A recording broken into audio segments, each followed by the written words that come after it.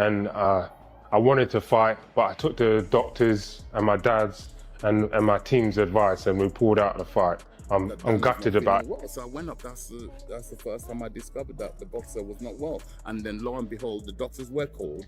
Two independent doctors came and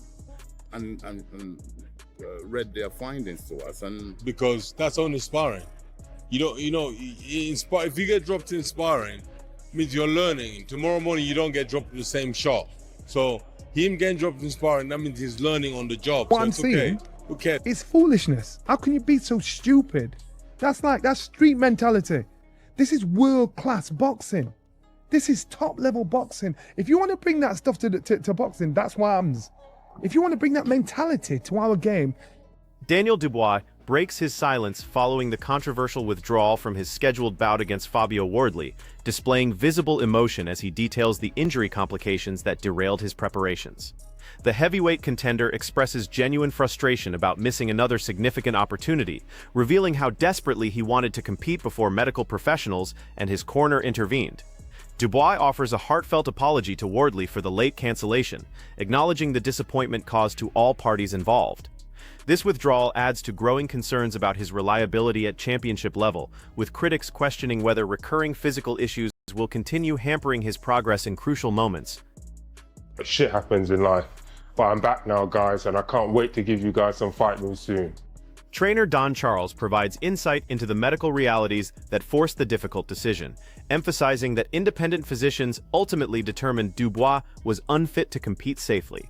He expresses understanding for his fighter's disappointment while acknowledging the widespread frustration felt by promoters, broadcasters, and boxing fans who anticipated this heavyweight showdown. Charles defends the withdrawal as necessary, but admits the timing creates additional scrutiny around Dubois' track record of late pullouts from major contests. The situation highlights the complex medical considerations in professional boxing and the challenging decisions teams must make when fighter safety conflicts with career opportunities. we had to make, unfortunately, a show of that magnitude, to be pulled out of it. People don't think about how does the boxer feel to lose the opportunity of fighting on that show.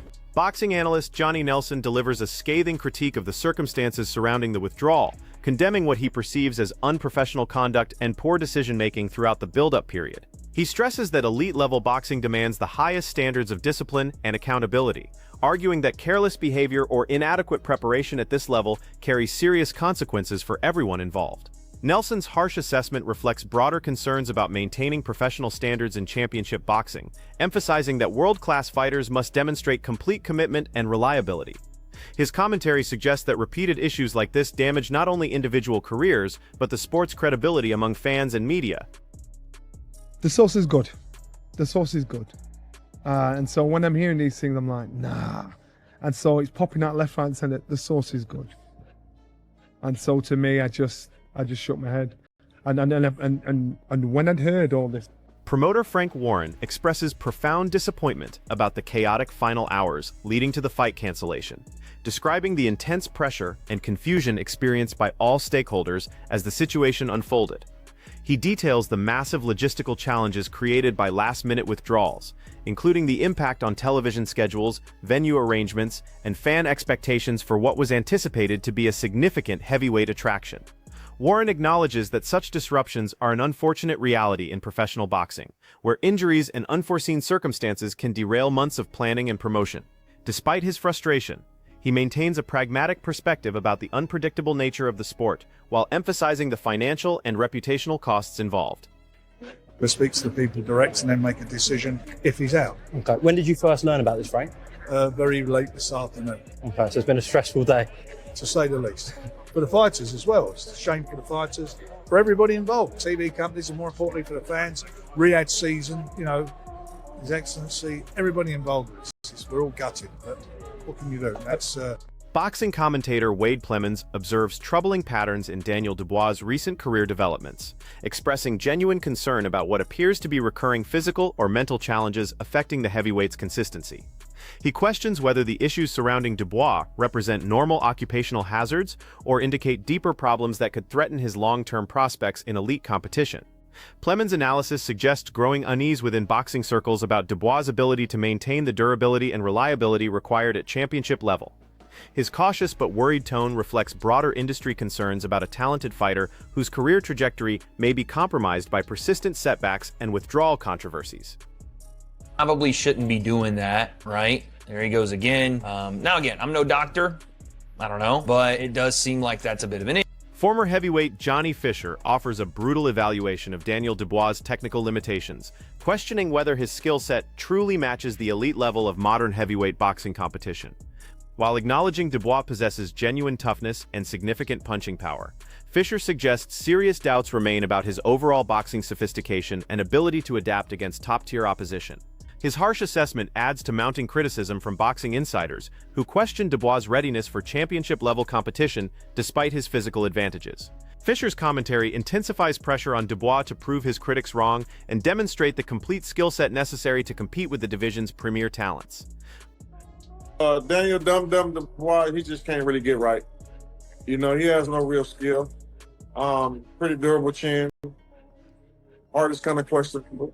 Sports broadcaster Liam Goff attempts to clarify the confusing circumstances surrounding Dubois' withdrawal, though he admits that even basic details about the alleged injury remain unclear and contradictory. The lack of transparent information has fueled speculation and conspiracy theories among fans and media, with every minor update being scrutinized for clues about Dubois' true condition and commitment. Goff's uncertainty reflects the broader communication failures that have characterized this situation, leaving boxing observers frustrated by the absence of clear, consistent explanations.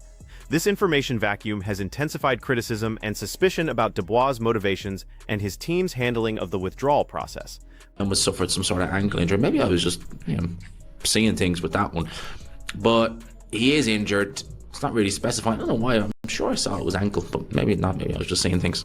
Frank Warren elaborates on the devastating financial impact of fight cancellations, detailing the enormous investments made in training camps that include nutritionists, sparring partners, medical staff, and specialized coaching for fighters like Daniel Dubois. He explains how these comprehensive preparation programs require months of advanced planning and significant financial commitments from promoters, managers, and fighters themselves.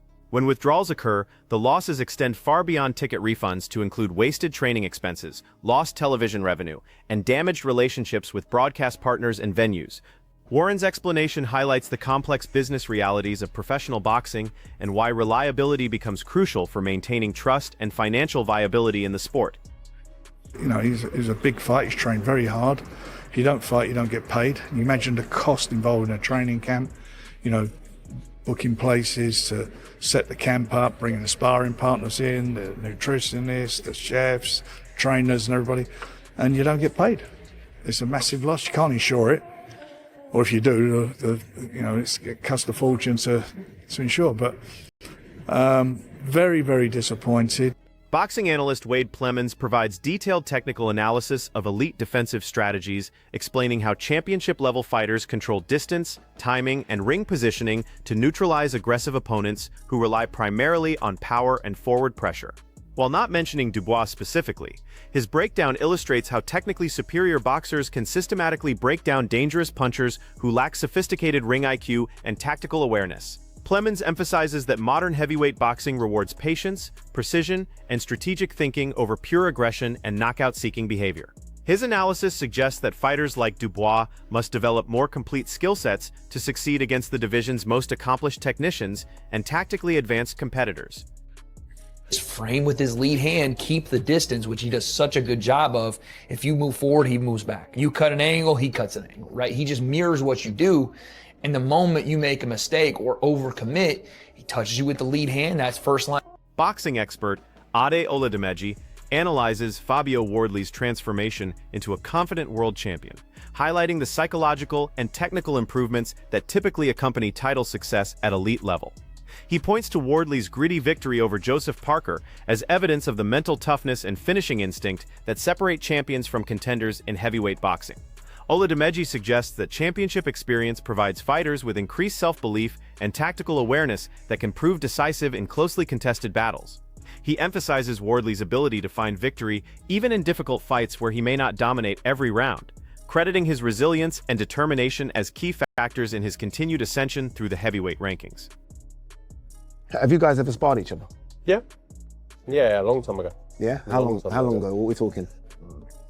7 years, 8 years maybe. Do you both remember that? Mm-hmm. How did that sparring go? Not that that means anything come fight night's a long time ago, you're a different fighter. How did that go? I went well, but in the early days he got the better of me. Yeah? I'll say that. I've got no problem with that whatsoever. Do you remember those sparring? Yeah, it's just like he said. He's come on since then now, so.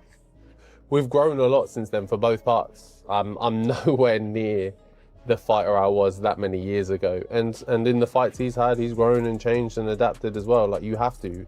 Like, if you want to stay at the high level of this game, that's what you have to do. But even in them, like you say, in those... Duke McKenzie provides comprehensive tactical analysis of Fabio Wardley's championship reign, focusing on how world title experience has sharpened his technical execution and ring intelligence against elite-level competition. He examines Wardley's improved jabbing technique and overall consistency following his title victory, particularly noting his composed performance against Joseph Parker in a grueling championship contest.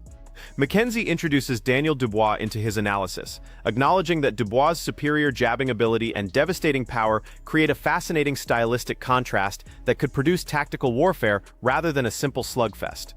He suggests that small technical advantages and ring IQ could prove decisive in what promises to be a closely matched heavyweight encounter. Because Fabio Wardley's a world champion now in his own right. And that 5% I'm just talked to you about, he's 5% better now than what he was before he won the title, because that's what it gives you when you win a world title. Now, he's just beaten Joseph Parker, right? And messed him up quite badly. It wasn't an easy fight. It ebbed and flowed for periods in that fight, but ultimately, Wardley got the job done. That's what he does. He gets the job done. Look at his career. Now, he would have improved, and a lot is to be said of Daniel Dubois, because he's got an excellent jab. That was the difference between him and AJ when they fought, was that jab. It was just beautiful. Wardley's got a good jab, and if Wardley's jab has improved since winning that title, then it's about... Boxing analyst A. Olademeji focuses on Fabio Wardley's exceptional knockout power and rapidly growing reputation as one of the heavyweight division's most dangerous punchers currently active in world boxing. He recognizes Wardley's ability to end fights with single shots while cautioning that this aggressive style often requires absorbing significant punishment in return from equally dangerous opponents. Against a power puncher like Daniel Dubois, this creates enormous risk, particularly in the early rounds, when both fighters possess maximum speed, power, and explosiveness. Olademeji's analysis suggests this matchup could be decided by a single clean shot, making ring generalship and defensive awareness crucial for both men's survival and success throughout the contest. Jesus Christ, man. That's just sensational. Honestly, that is just brutality at its best. I have picked against Fabio 2 or 3 times. I will never pick against him again. That being said, I picked against Dubois a couple of times.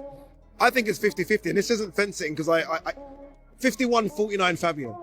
Fabio can crack, unlike any heavyweight, I think, right now in the division, but he takes a lot of punishment. Like, we've seen it, and I don't think you can take that type of punishment early from Dubois. But it's a tremendous fight. And look, if it does happen, credit to both. Credit to Dubois.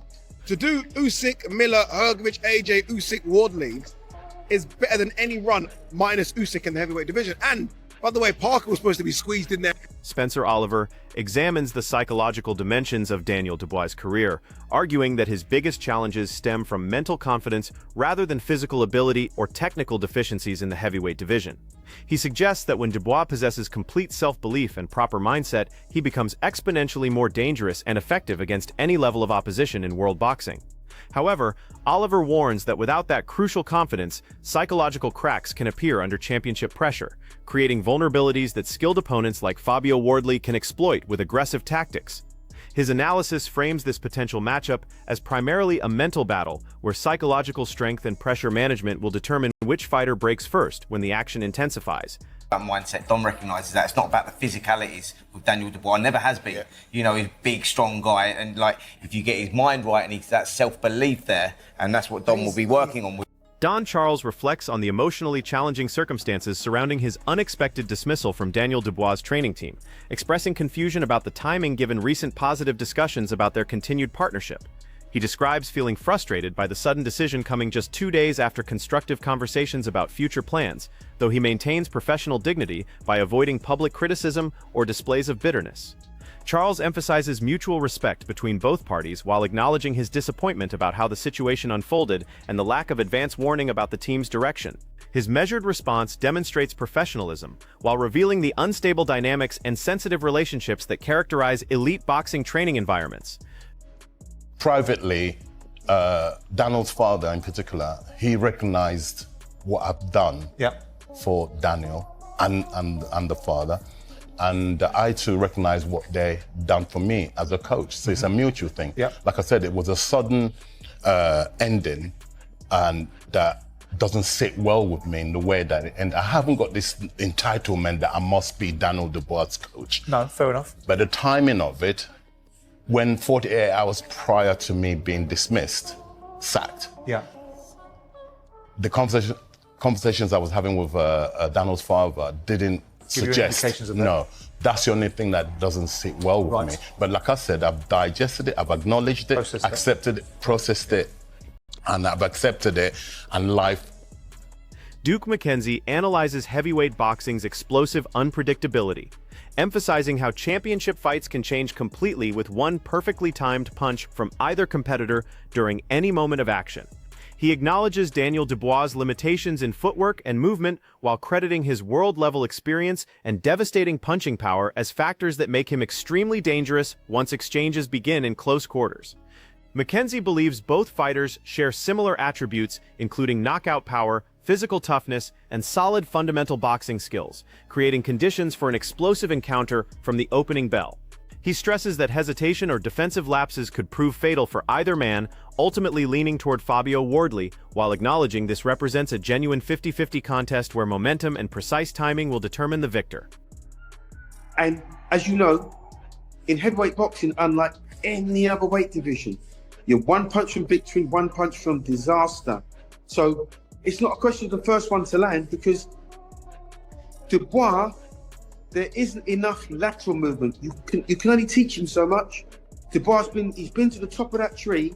He's tasted world title success. He knows what it is to be a world champion. You can't really improve when you've been a world champion. I mean, you never stop learning, but it's whether you can actually take that and put it into action. For me, there's not enough movement from Daniel Dubois.